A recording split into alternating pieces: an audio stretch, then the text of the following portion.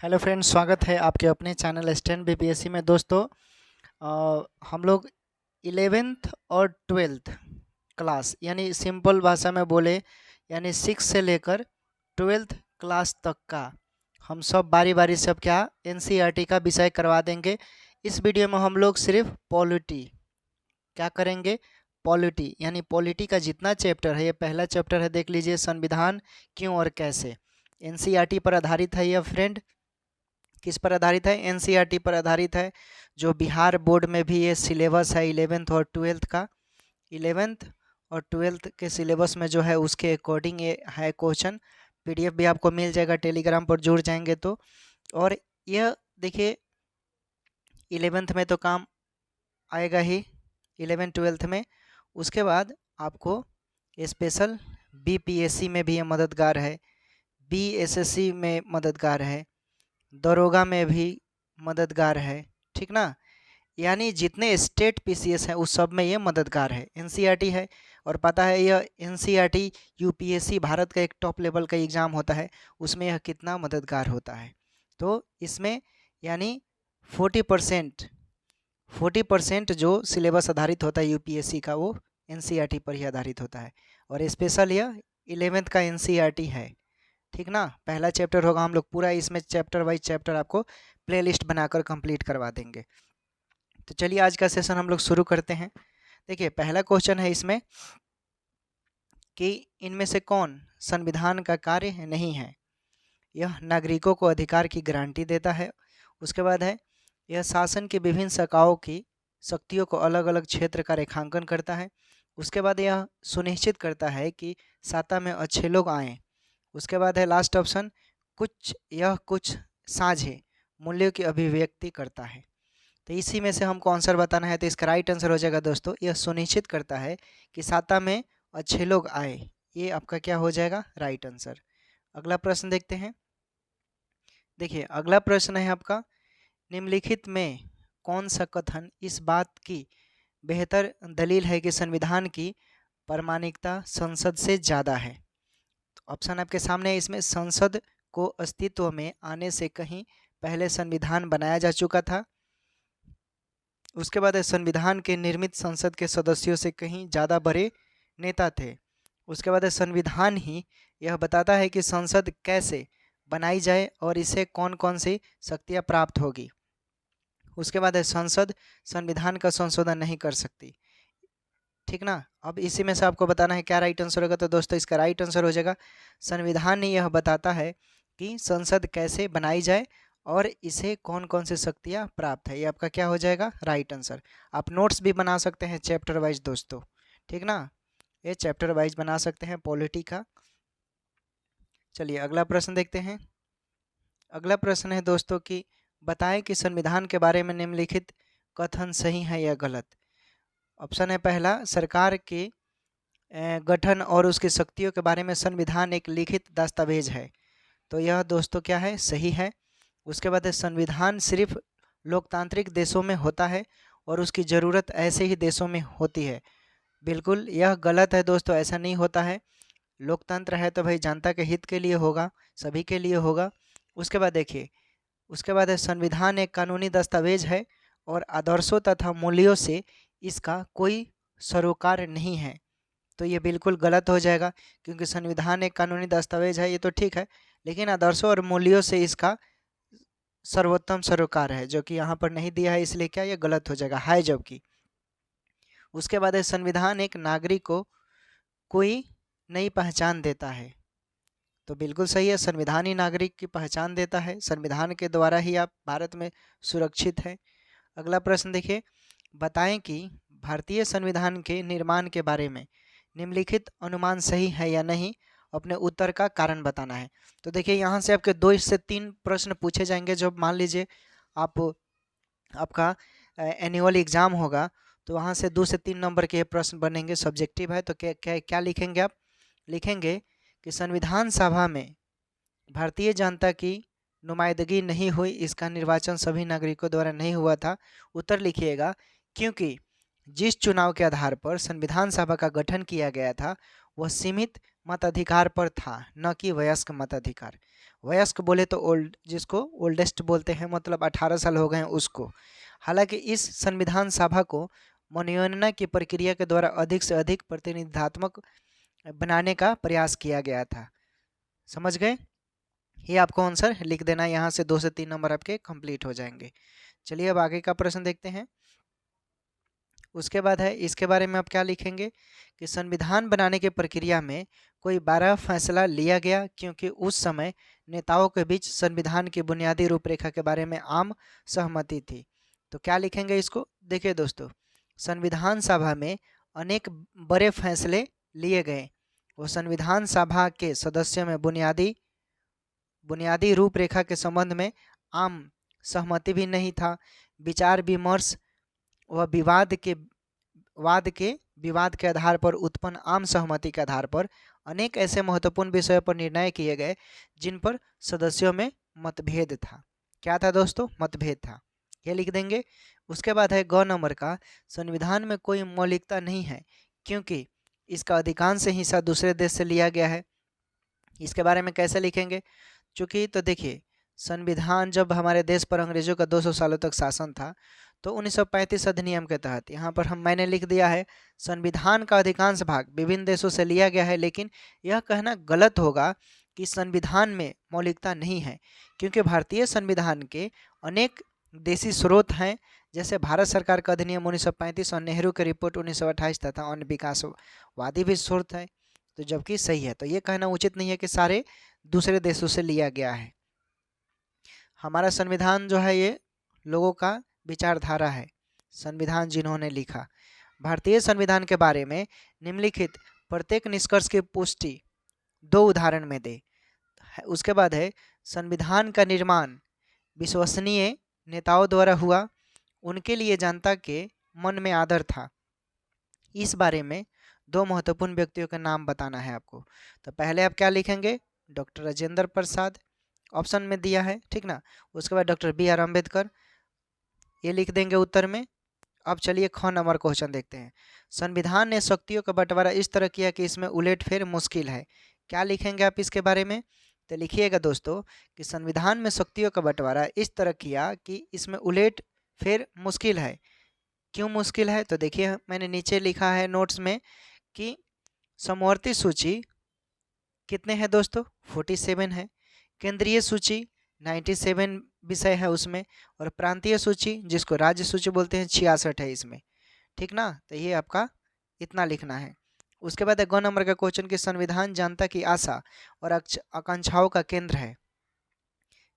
केंद्र है तो कैसे इसको एनालिसिस करेंगे आप? लिखिएगा कि संविधान जनता की आशा और आकांक्षाओं का केंद्र है, यह निम्न कारणों से हुई है। क्या लिखेंगे निम्न कारण? तो पहला लिख दीजिएगा राज्य के नीति निर्देशक सिद्धांत, मतलब कहने का नीति निर्देशक यानी जनता के कल्याणकारी के लिए होता है, राज्य के ऊपर डिपेंड होता है। अगर राज्य परिपक्व है तो यह डीपीएसपी जनता तक पहुंचा सकता है। न्यायालय में परिवर्तनीय नहीं है। उसके बाद है मौलिक अधिकार।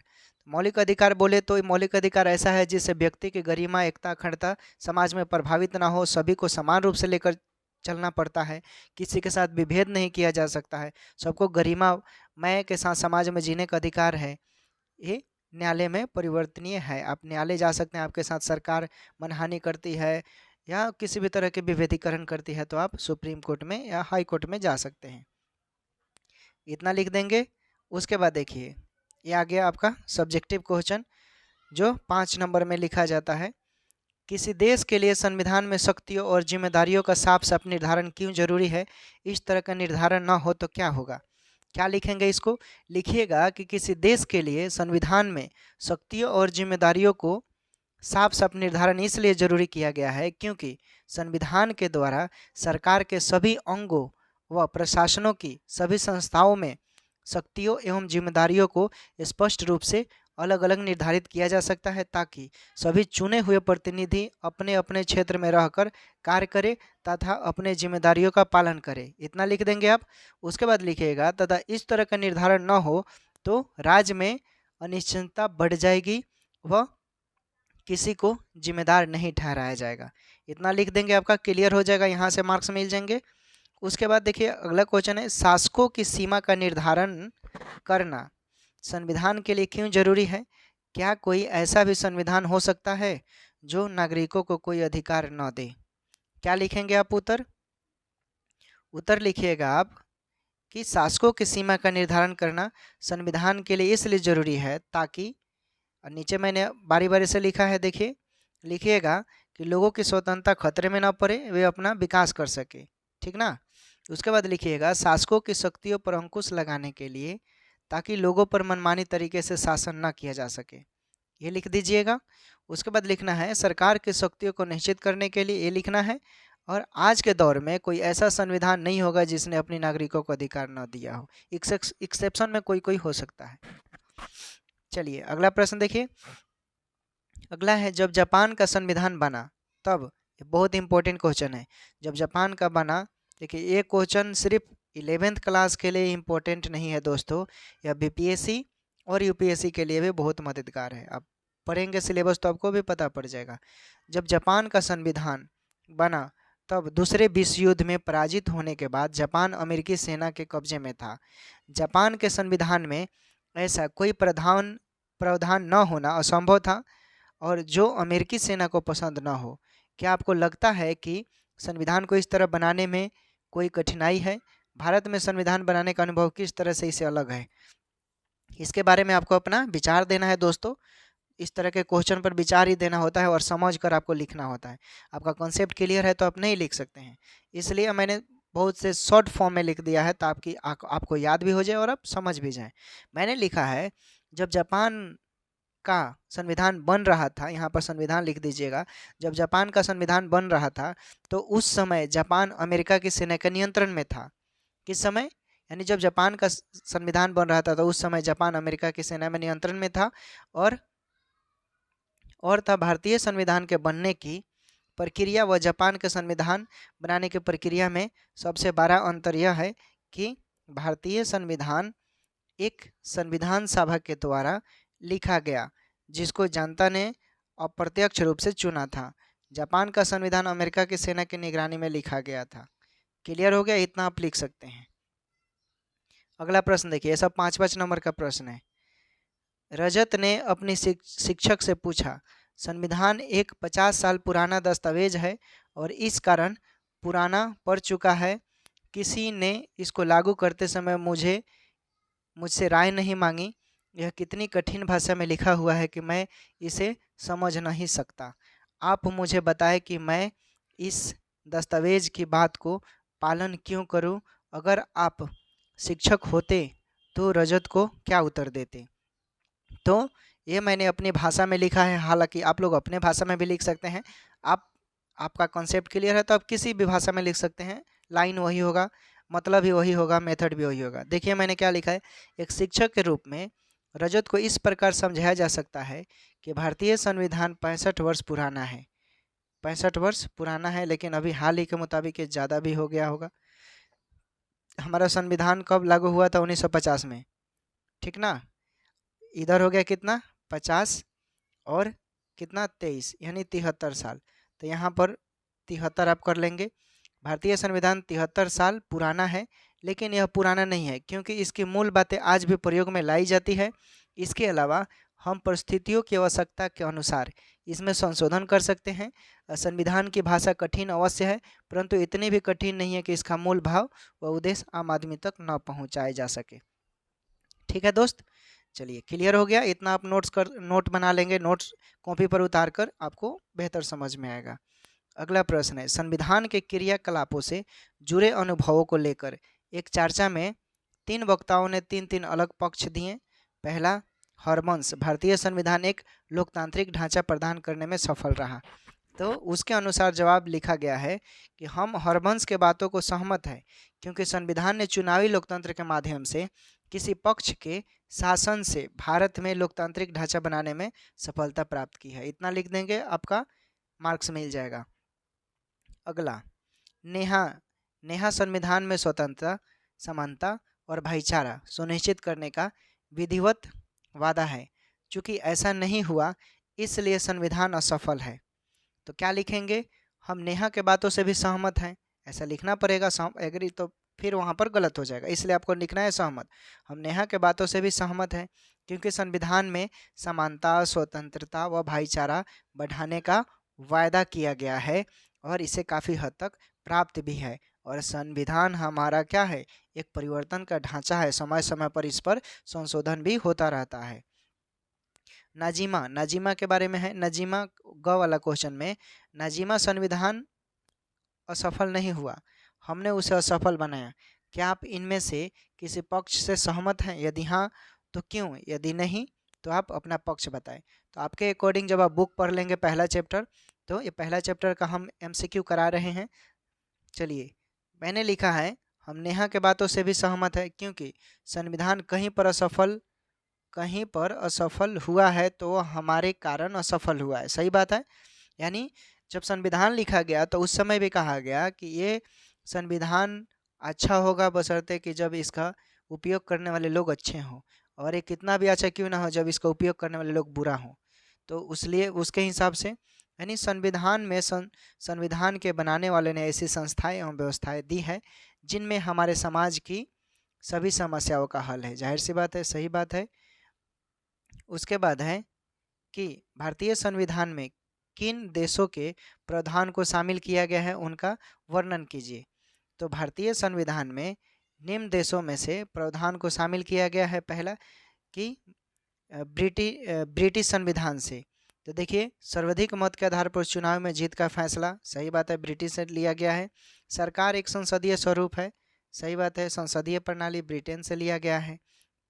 उसके बाद है कानून के शासन का विचार, ये ब्रिटेन के संविधान से लिया गया है। विधायिका में अध्यक्ष पद और उनकी भूमिका, यह भी ब्रिटेन के संविधान से लिया गया है।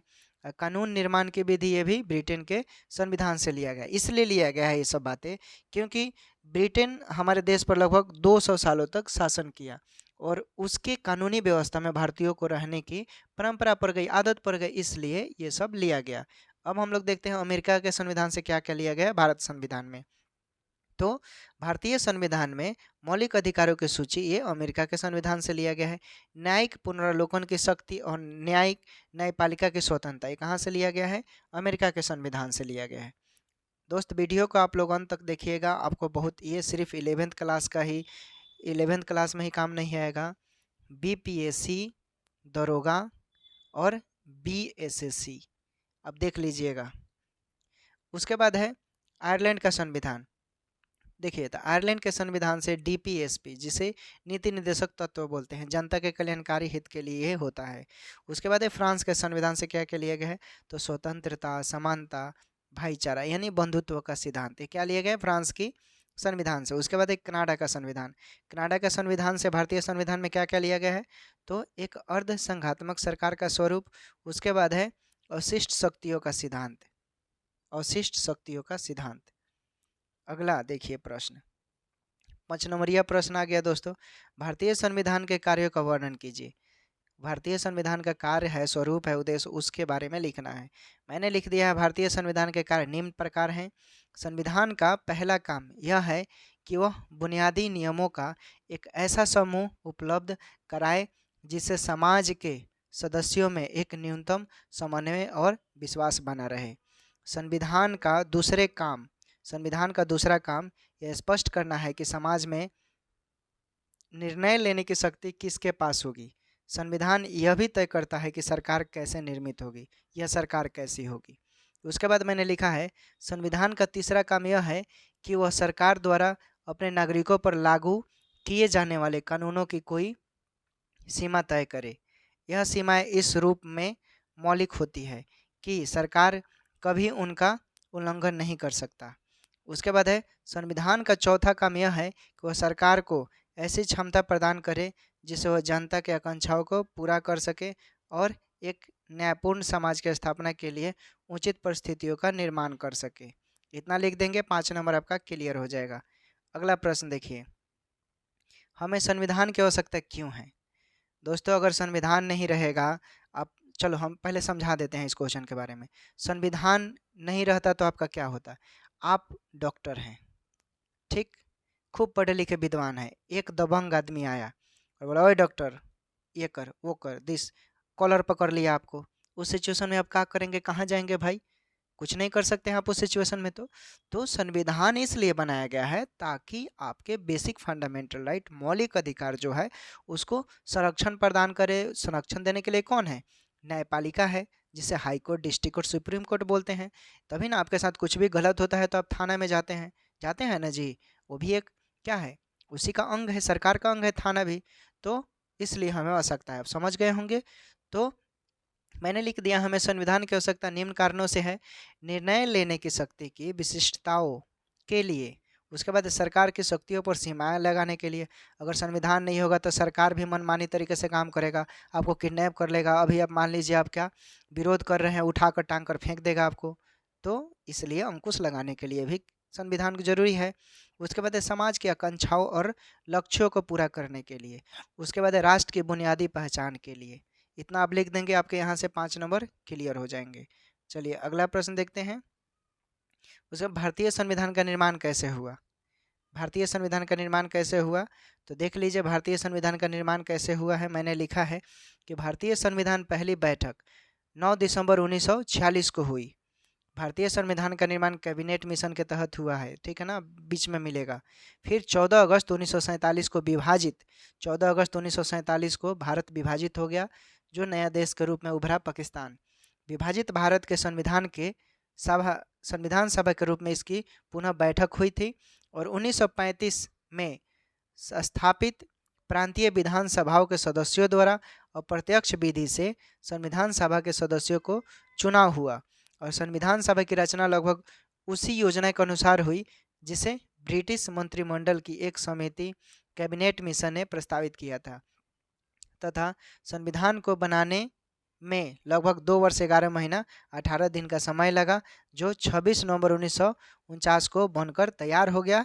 वो पूरी तरह से लागू नहीं हुआ था, ये लागू हुआ 26 जनवरी 1950 को लागू हो गया, ठीक ना। 26 जनवरी को कांग्रेस ने अपना स्वतंत्रता संग्राम बनाया था, ठीक ना, पहली आज़ादी, इसलिए 26 जनवरी को हम लोग संविधान दिवस मनाते हैं और पूर्ण रूप से लागू हुआ था उस दिन। उसके बाद है संविधान की सर्वोच्चता से आप क्या समझते हैं? दोस्तों तो मैंने आंसर लिख दिया है कि संविधान की सर्वोच्चता का मतलब है कि कोई संस्था या सरकार का कोई भी अंग, जैसे विधान पालिका, कार्यपालिका, न्यायपालिका, संविधान से ऊपर नहीं है। यानी हमारे देश में सबसे अगर कोई विधि के तहत, कानून के तहत अगर सर्वोत्तम चीज़ है तो वो क्या है? अपना संविधान है, भारत का संविधान। ये सभी अपनी शक्तियों और क्षेत्राधिकारों के लिए संविधान पर निर्भर करती है। समझ गए? क्लियर हो गया? शॉर्ट फॉर्म में मैंने लिखा है, इसमें कुछ करना नहीं है, जो टू द पॉइंट सिलेक्टेड जो प्रश्न पूछ रहा है वही आपको लिखना है। अगला प्रश्न देखिए। अगला प्रश्न है लचीला व कठोर संविधान से आप क्या समझते हैं? लचीला व कठोर संविधान से आप क्या समझते हैं? तो पहला नहीं मतलब एनालिसिस कर मैंने लिखा है कि लचीला संविधान से अभिप्राय यह है कि जिस संविधान में सरल प्रक्रिया से परिवर्तन किया जा सकता है उसे लचीला कहते हैं। लचीला संविधान मतलब जिसे आसानी से बहुमत मिल जाए। उसके बाद एक कठोर संविधान का मतलब यह है कि जिस संविधान में सरल प्रक्रिया से परिवर्तन न हो, जिसे आधे से अधिक राज्यों के बहुमत की आवश्यकता पड़ती है एग्जाम्पल में, उसको बोलते हैं। समझ गए? उसके बाद है भारत में लचीला व कठोर दोनों प्रकार का संविधान है। ये सही बात है, ठीक ना, सही बात है। हमारा संविधान लचीला भी है और कठोर भी है। लचीला कब है? जब आसानी से इसका संशोधन हो जाए। और कठोर कब है? जब आधे से अधिक राज्यों का बहुमत प्राप्त करना हो। तो ये बहुत कठिन है। उसके बाद है भारतीय संविधान को लिखने में कितना समय लगा? तो 2 वर्ष 11 महीने 18 दिन लगा। संविधान सभा में कितने सदस्य थे? तो ये 389 सदस्य थे। अगला प्रश्न देखिए। उसके बाद है भारतीय संविधान कब लागू हुआ, कब पूरा हुआ? तो ये 26 नवंबर 1949 को। पूरी तरह कब लागू हुआ? तो ये 26 जनवरी 1950 को बोलिएगा। उसके बाद है संविधान सभा, ऊपर कर देते हैं थोड़ा, ये आ गया क्वेश्चन आपका क्या, ये जो 8 नंबर 7 नंबर में पूछा जाता है। संविधान सभा की रचना लगभग उस योजनाओं के अनुसार हुई जिसे ब्रिटिश मंत्रिमंडल पर एक समिति, जिसे कैबिनेट मिशन ने प्रस्तावित किया था। इस योजना का मुख्य प्रस्ताव को लिखना है, आपको बताना है। तो क्या लिखेंगे आप? लिखेंगे इस योजना के मुख्य प्रस्ताव निम्न प्रकार हैं। लिखिएगा प्रत्येक प्रांत, जैसे देशी रियासत या रियासतों के समूह को उनकी जनसंख्या के अनुपात में सीटें दी गई और मोटे तौर पर 10 लाख की जनसंख्या पर एक सीट का अनुपात रखा गया। कितने? 10 लाख पर एक सीट का अनुपात, जिसके परिणाम स्वरूप ब्रिटिश सरकार के प्रत्यक्ष शासन वाले प्रांतों का 292 सदस्य चुनने थे तथा देशी रियासतों को न्यूनतम 93 सीटें आवंटित की गई थी। इतना लिख देना है। उसके बाद लिखिएगा प्रत्येक प्रांत की सीटों को 3 प्रमुख समुदाय जैसे मुसलमान हो गए, सिख हो गए और सामान्य में उनकी जनसंख्या के अनुपात में बांट दिया गया ताकि किसी को परेशानी न हो। उसके बाद लिखिएगा प्रांतीय विधानसभाओं में प्रत्येक समुदाय के सदस्यों ने अपने प्रतिनिधित्व को यानी प्रतिनिधियों को चुना और इसके लिए उन्होंने समानुपातिक प्रतिनिधित्व और एकल संक्रमण मत पद्धति का प्रयोग किया गया। इतना लिख देना है। उसके बाद लिखिएगा देशी रियासतों के प्रतिनिधियों के चुनाव का तरीका उनके परामर्श से तय किया गया। अध्याय के पिछले भाग में उन तीनों कारकों पर प्रकाश डाला गया जो संविधान को प्रभावी और समान योग्य बनाते हैं। इतना लिख देंगे, आपका 5 नंबर क्लियर हो जाएगा। चलिए अगला प्रश्न देखिए। अगला इम्पोर्टेंट है ये दोस्तों, भारतीय संविधान का स्वरूप किस प्रकार का है? किस प्रकार का है ये प्रश्न बहुत इंपॉर्टेंट है। ये यूपीएससी में पूछा गया है। देख लीजिए 11th क्लास का है, पढ़ना है। भारतीय संविधान का स्वरूप आप लिखेंगे निम्न प्रकार है। लिखिएगा संविधान सभा का गठन सांप्रदायिक आधार पर किया गया। मुस्लिम ने मुस्लिम को चुना तथा सिख ने सिख को चुना। अन्य संप्रदाय व सामान्य वर्ग भी शामिल थे। संविधान सभा के लिए अप्रत्यक्ष चुनाव प्रणाली को अपनाया गया। संविधान सभा में कांग्रेस की प्रमुखता थी तथा विरोधी दल के सदस्यों की संख्या नामात्र थी। उसके बाद लिखना है कि 9 दिसंबर 1946 को संविधान सभा का अधिवेशन पहला अधिवेशन हुआ था। उसके बाद दूसरा पहले में हुआ था, ठीक ना, 9 दिसंबर 1946 को, जिसमें डॉक्टर सच्चिदानंद सिन्हा को अस्थायी अध्यक्ष चुना गया था, अस्थायी।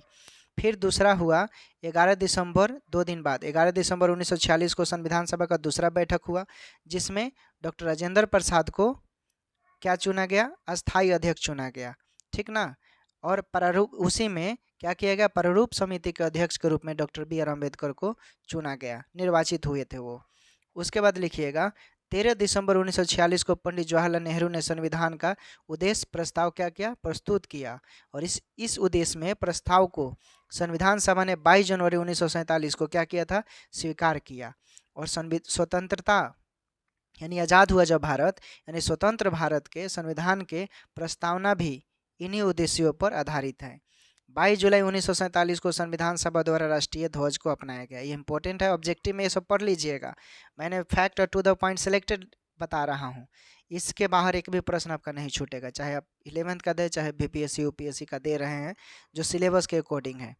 उसके बाद इस संविधान में 395 अनुच्छेद, यानी मूल संविधान की बात हो रही है, 22 भाग 8 सूचियाँ, ठीक ना। मूल संविधान में बोलेगा तो 395 अनुच्छेद 22 भाग 8 सूचियाँ बताइएगा, लेकिन वर्तमान में बोलेगा तो 495 अनुच्छेद हो गए हैं संशोधन कर 22 भाग और 12 अनुसूचियाँ हो गई है, ठीक है। 26 नवंबर 1949 को यह संविधान स्वीकार किया गया। इसके बनने में 2 वर्ष 11 महीना 18 दिन लगे। विभिन्न मुद्दे के लिए इनमें 8 कमेटियाँ बनी थी। 5वें में लिखिएगा संविधान सभा ने भारत के लिए संसदीय शासन व्यवस्था और संघात्मक व्यवस्था को स्वीकार किया। 26 जनवरी 1950 को संविधान लागू हुआ। इतना लिख देंगे, आपका 10 नंबर भी मिल जाएगा। उसके बाद देखिए, उसके बाद भारतीय संविधान के स्रोत का वर्णन करना है तो आप लिखेंगे, ये सब सब्जेक्टिव क्वेश्चन है, ठीक ना। 1935 का भारत सरकार अधिनियम पहला लिखिएगा।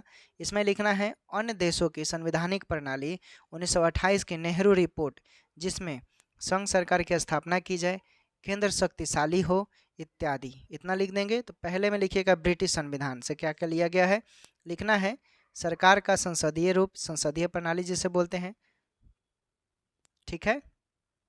सर्वाधिक मत के आधार पर चुनाव में जीत का निर्णय। उसके बाद लिखना है कानून के शासन का विचार। उसके बाद लिखना है विधायिका में अध्यक्ष का पद और उसकी भूमिका। उसके बाद लिखना है कानून निर्माण की विधि, ठीक है, इतना लिख दीजिएगा। उसके बाद लिखिएगा अमेरिका का संविधान, यानी मौलिक अधिकारों की सूची, न्यायिक पुनरावलोकन की शक्ति और न्यायपालिका की स्वतंत्रता। इतना लिख देंगे, क्लियर हो जाएगा। अगला प्रश्न देखिए, अगला प्रश्न नहीं, मतलब उसी का भाग लिखना है। आयरलैंड से क्या क्या लिया गया है, तो नीति निर्देशक तत्व लिखिएगा। फ्रांस से क्या क्या लिया गया है, फ्रांस के संविधान से तो स्वतंत्रता, समानता और बंधुत्व का सिद्धांत, हालांकि पहले बता दिया है, लेकिन आंसर के अकॉर्डिंग आपको ये लिखना पड़ेगा।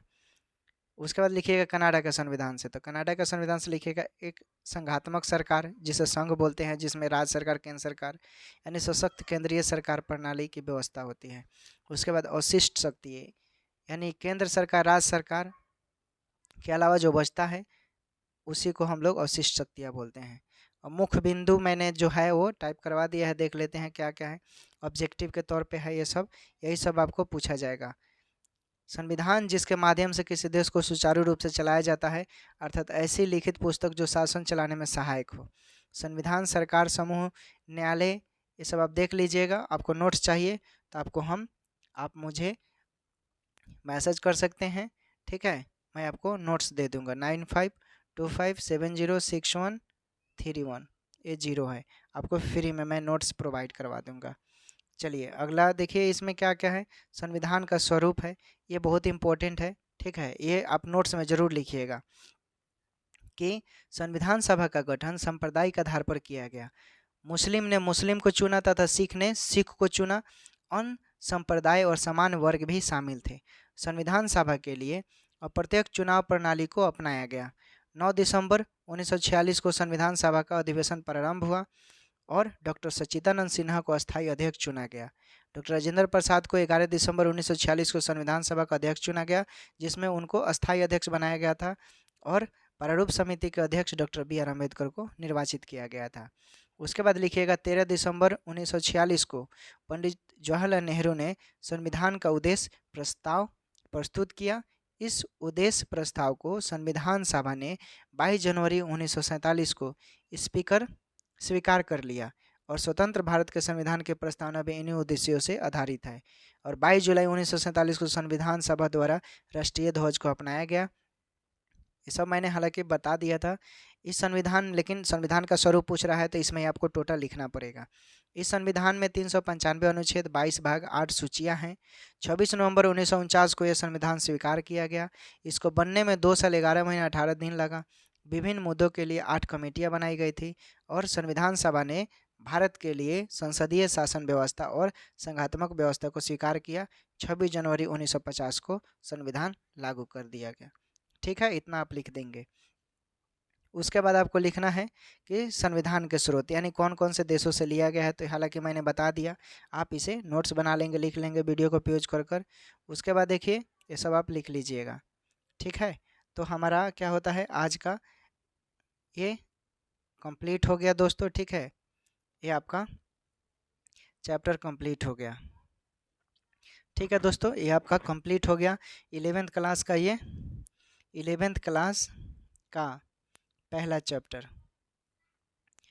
चैप्टर आपका समाप्त हो गया। संविधान पॉलिटी का पॉलिटी चैप्टर का संविधान का हम बारी बारी से हिस्ट्री भी करवा देंगे, ज्योग्राफी भी करा देंगे, केमिस्ट्री, फिजिक्स, मैथ सब करवा देंगे, सब अपलोड कर देंगे दोस्तों, सब आपको मिल जाएगा। बशर्ते कि आप मुझे फॉलो कर लीजिएगा, वीडियो आपको मिलता रहेगा। 11th क्लास का सब चैप्टर बाई चैप्टर, सारे सब्जेक्ट का चैप्टर बाई चैप्टर मिलेगा। उसका ऑब्जेक्टिव जो NCERT पर आधारित होगा। आप कहीं से भी, भारत के किसी भी राज्य से बिलोंग करते हैं, आपके सिलेबस के अकॉर्डिंग रहेगा, ठीक है दोस्तों। NCERT पूरे ऑल इंडिया में पढ़ाया जाता है, ठीक ना। ये नहीं कि यूपी के लिए अलग, MP के लिए अलग और राजस्थान के लिए अलग। NCERT पूरे भारत में लागू है, ठीक है। तो चलिए, उम्मीद करते हैं आपको सेशन अच्छा लगा होगा। अच्छा लगा होगा तो अपने दोस्तों के पास शेयर करेंगे, और फिर हम लोग मिलेंगे कौन से चैप्टर में, दूसरे चैप्टर के साथ, पॉलिटी के साथ। ठीक है दोस्तों, take care, bye bye. Telegram पर जुड़िएगा आप। टेलीग्राम पर हमारे चैनल का नाम है दोस्तों स्टैंड BPSC।